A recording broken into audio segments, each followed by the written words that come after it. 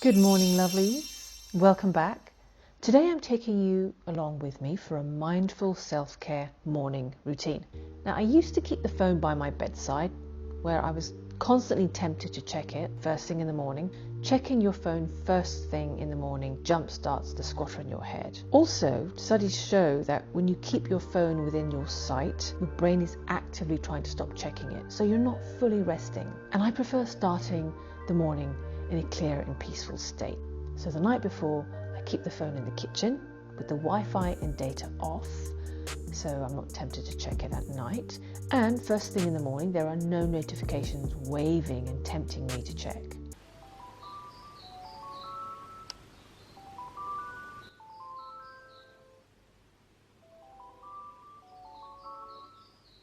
While walking to my alarm, I'm focusing on my feet. This micro-mindful practice keeps me in the present moment, so I avoid getting caught up in my thoughts. I keep a full glass of water by my alarm, so I remember right after turning it off, I drink 2 glasses of water. I find drinking 2 glasses first thing in the morning makes me more thirsty during the day, so I can maintain my 2 litres a day target. Drinking more water first thing is great for your skin, helps your body flush out toxins faster, and it strengthens your immune system and metabolism. Oh, and while walking to the bathroom, I continue focusing on my feet and feel my steps. After brushing my teeth, I splash my face 5 times with cold water, no soap or cleansers, just cold water. The cold water closes your pores, improves your circulation, and tightens your skin. And at my age, I need all the help I can get. Next, I light some incense. The flavors we're using are sandalwood and frankincense. So your sense of smell is the most potent at triggering memory. So I use incense to create triggers of peace and tranquility for the future. But also with the fragrance in the air, it's another way to help me stay fully present. Then I begin yoga. I prefer doing this without music. Music carries me away from the present. For years I wanted to be that person who does yoga, but I just couldn't get into it. I tried and failed for years. But 2 years ago, I finally made it part of my morning by just starting with a 5 or 10 minute practice. I do it 6 times a week. I have a very simple yoga practice, which Jen, my wife, she taught me.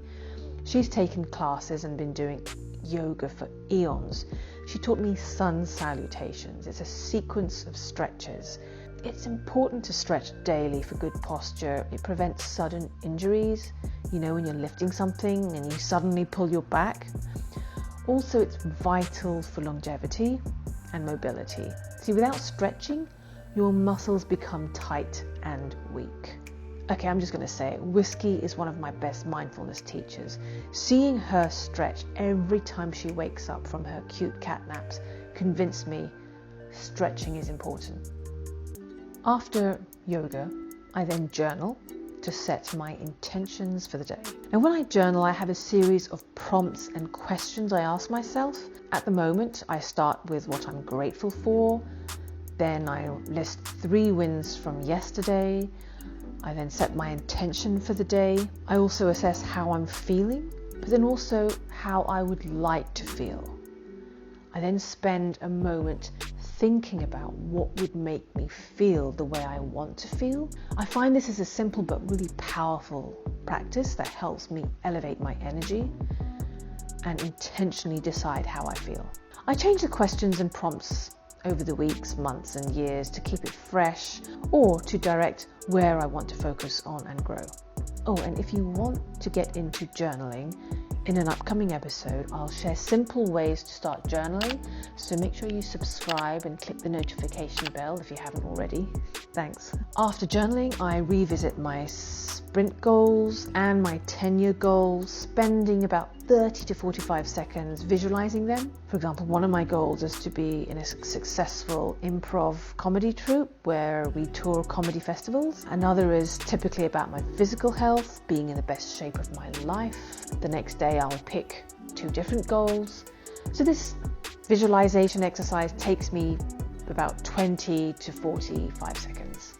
After journaling, I'll spend about 20 minutes reading spiritual material. It reminds me of what's important, and it helps offset the negativity bias we're constantly bombarded with throughout the day. After reading, I'll spend 2 or 3 minutes sitting and doing nothing, just experiencing the stillness. I'll listen to the birds chirping, watch the leaves dancing, listen to the hush of the wind through the trees.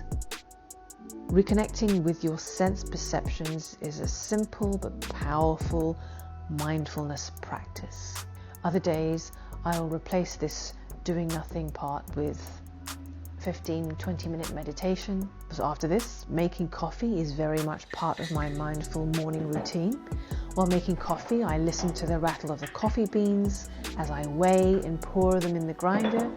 I will listen to the kettle boil and feel the filter in my hands. I'm constantly tuning into my senses to be mindful and experiencing the moment. Doing so stops me getting caught up in my thoughts. After making coffee, my mindful morning routine is pretty much done. Occasionally I might add, subtract or swap an activity. For example, 3 times a week I go for either a 5k, 8k or 10k run in the morning. In June, I've added cold showers to the morning routine. It just takes 5 minutes. Anyway, I hope you enjoy spending my mindful morning routine with me. Please subscribe and click the bell if you want more videos like this. Always remember to be kind to yourself and treat yourself well. And look, I'm not perfect. Not all my mornings look like this, but starting my day with a mindful morning routine helps me. Look, instead of sleepwalking through my life and starting each day unconsciously, by starting the day consciously and intentionally, it helps me make the ordinary sacred. And look, you don't need someone else to tell you what should be a meaningful practice in your morning. It's up to you. You give it importance with your attention, with your intention, and with repetition. So have a wonderful and meaningful day, and thanks for watching. I'll see you soon.